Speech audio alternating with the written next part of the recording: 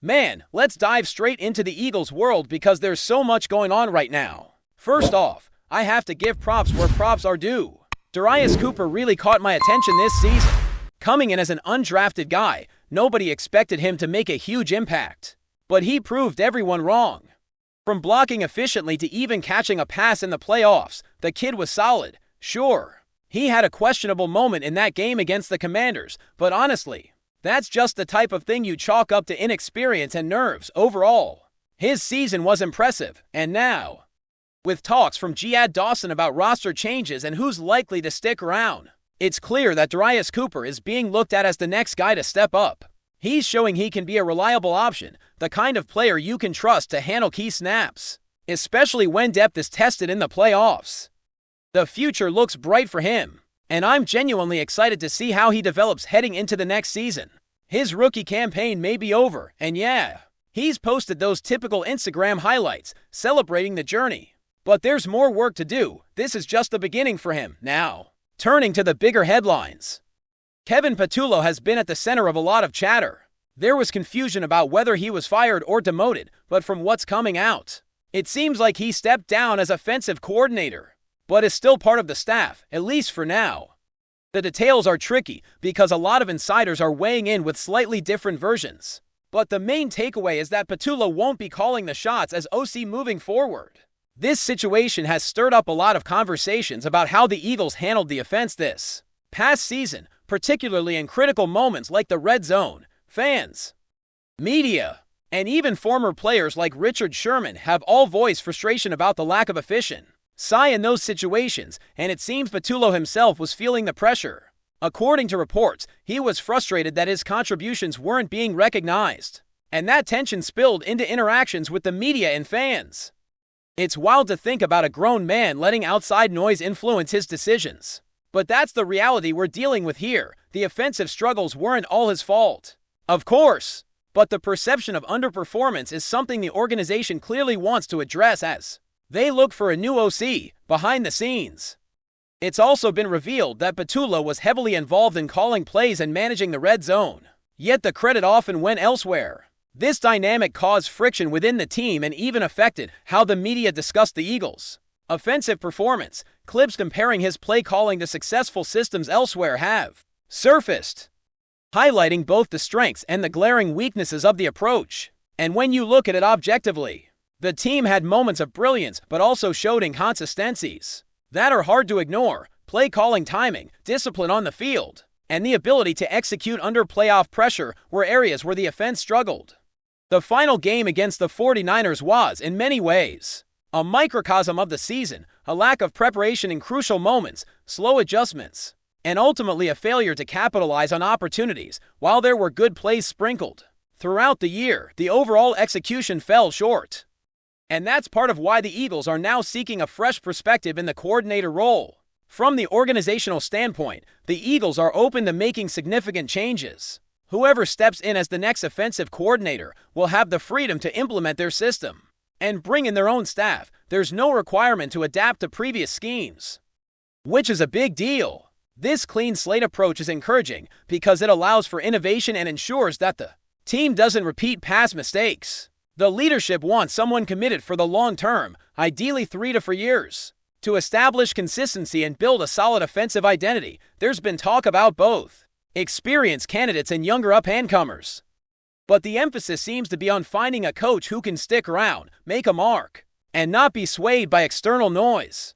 Continuity in the coaching staff is just as important as talent on the roster, and the Eagles appear ready to prioritize that in their decision-making process. Meanwhile, there's also some concern about other key staff members being poached. Christian Parker, for instance, has drawn attention for his work developing the secondary.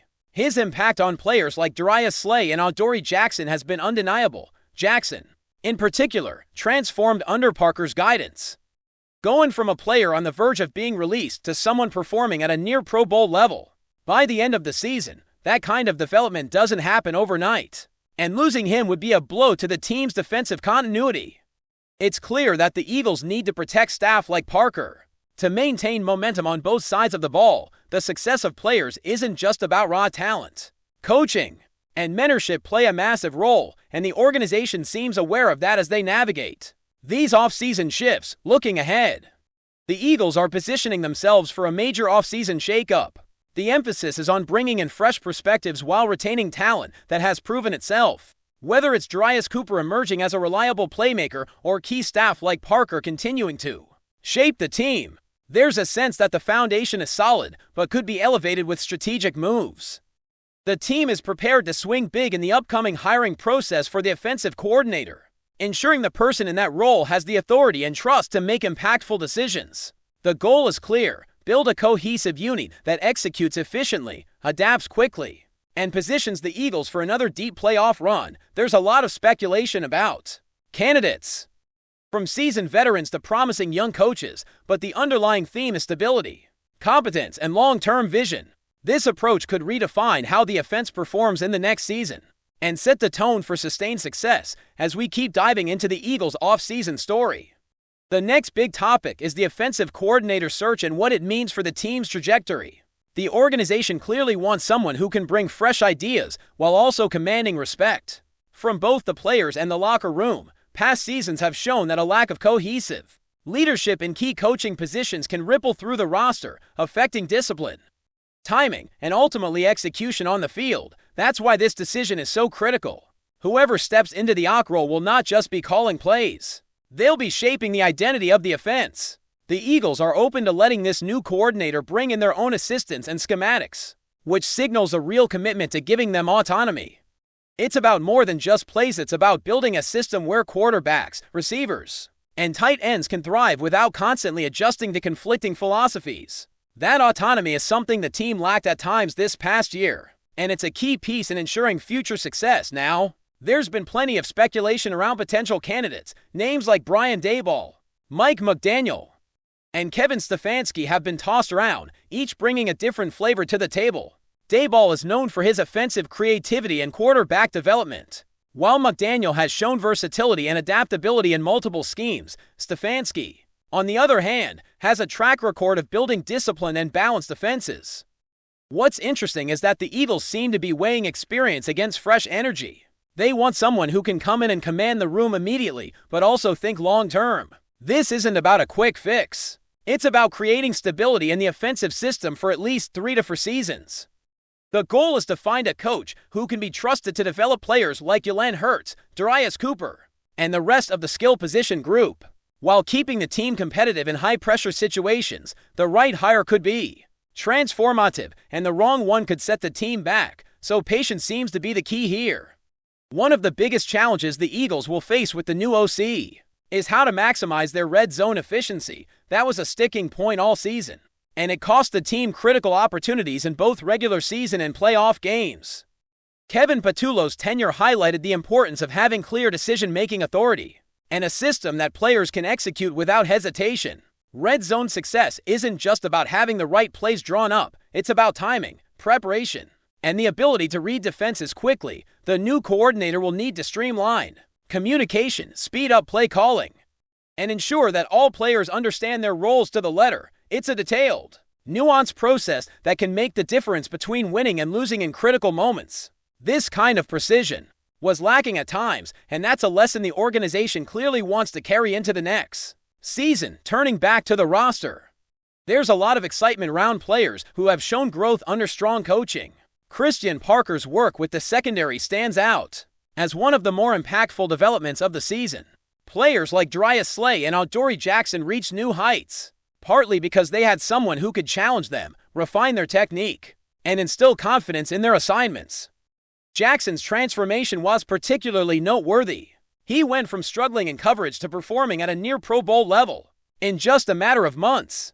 That kind of development underscores the importance of keeping strong position coaches around. The Eagles have to protect that continuity while also layering a new energy at the top of the offensive staff. It's a balancing act, but when done right, it can propel the team into being a well-rounded, disciplined unit that performs consistently across the board. Looking at the quarterback situation, Jalen Hurts has shown flashes of brilliance, but also areas for growth, particularly when facing complex defensive schemes. The new OC will have a huge influence here, as his system will determine how much Hurts can expand his skills and showcase his dual-threat abilities, the coach must balance structure with flexibility, giving Hurts the freedom to make plays, while also guiding him in high-pressure scenarios, developing that trust and rhythm between quarterback and coordinator is critical. When it's working, everything clicks, timing routes, red zone efficiency, and even third down conversions improve dramatically.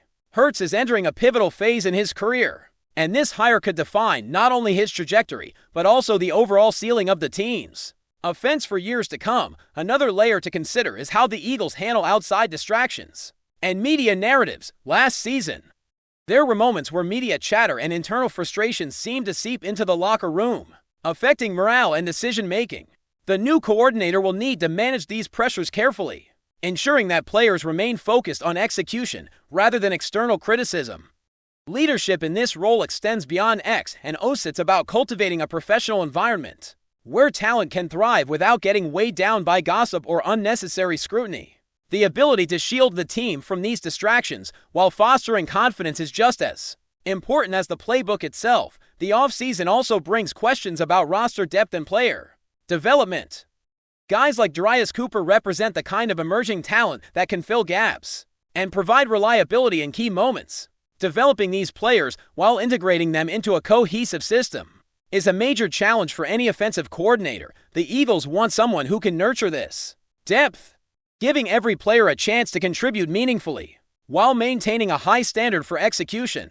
This approach not only strengthens the team immediately, but also builds a sustainable foundation for the future. Every undrafted player who proves themselves adds value, and having a coach who can recognize and optimize that talent is a strategic advantage. Finally, it's clear that the Eagles management is taking a long-term view.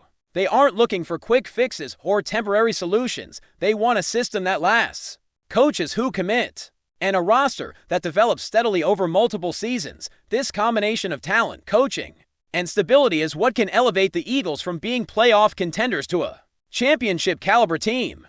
There's a sense of excitement and anticipation because the pieces are there: players with skill, coaches with proven ability, and an organization willing to make bold moves. It's an intricate puzzle, but if assembled correctly, the Eagles could be positioned to dominate not just for one season, but for years ahead. Every decision from who is calling plays to who is developing the young talent carries weight, and that makes this offseason one of the most fascinating periods in recent Eagles history. Before we continue, don't forget to subscribe to our channel and give this video a like. Your support helps us keep delivering the latest updates on our Philadelphia Eagles. And don't be shy, share your thoughts on the news in the comments below. Whispers around the league grew louder after a tense scene reportedly unfolded inside the Eagles locker room, placing defensive coordinator VIC Fangio at the center of a storm that may reshape the depth chart. According to people familiar with the situation, a heated confrontation erupted between Fangio and a starting defender, escalating beyond the usual post-game frustration and into something far more personal. Voices were raised, teammates cleared space, and the air allegedly froze when Fangio delivered a message that stunned those nearby. He is out of here. No official statement has confirmed the fallout, but the rumor mill suggests the veteran coach wasted little time asserting his authority. Fangio, known for his no-nonsense approach and rigid standards, has long preached accountability above reputation. Insiders claim the clash stemmed from disagreements over responsibilities and effort, with the coach believing the player crossed a line that could not be walked back. In a locker room built on trust and structure, such a breach is said to be unforgivable. Speculation now swirls about how far the decision goes. Some believe the player was immediately removed from team activities, while others hint at a quiet separation already in motion behind closed doors. The silence from the organization has only fueled theories, with agents and rival executives monitoring developments closely. A starter being abruptly pushed aside by one of the most respected defensive minds in football would send a clear message throughout the roster. Teammates, according to those close to the team, were divided in their reactions. A few were shocked by the firmness of Fangio's stance, while others reportedly saw it as inevitable. Given the coach's intolerance for internal discord, whether this episode becomes a footnote or a turning point remains uncertain. But one thing is clear: the Eagles' locker room may never feel quite the same after a moment that turned a private argument into a league-wide rumor. That's it for this update. If you enjoyed the video and want to stay updated with exclusive news about our Philadelphia Eagles, Be sure to subscribe to our channel and hit that like button. We can't wait to hear your thoughts in the comments. See you in the next video.